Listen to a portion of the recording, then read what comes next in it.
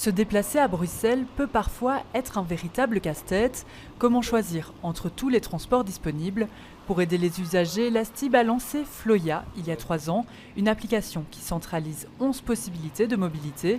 Mais quand on en parle aux usagers... Moi, j'avais jamais entendu parler non plus. avant maintenant. Jamais utilisé, jamais entendu. Non, et ça consiste en quoi? Je vois des publicités sur ça, mais je ne l'ai pas vraiment utilisé. Et pour ceux qui la connaissent, les avis sont partagés. Je trouve qu'elle fonctionne bien, elle parle aussi quand il y a des grèves, donc on a les annonces, donc je trouve qu'elle est bien faite. Je connais l'application mais je ne l'utilise pas en routine, je la trouve pas très facile à utiliser. L'application était pourtant prometteuse, trottinettes partagées, tram, voiture ou encore à pied. On compare pour nous les différents moyens de transport, leur prix et le temps que prendra chaque trajet.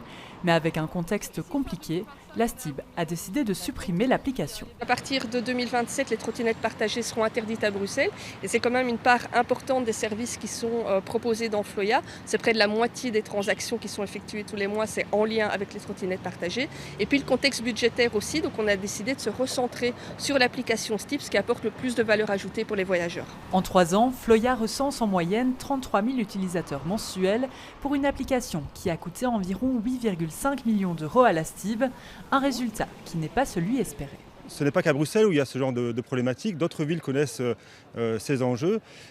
Pour qu'une application masse puisse fonctionner, il y a plein de paramètres qui peuvent jouer.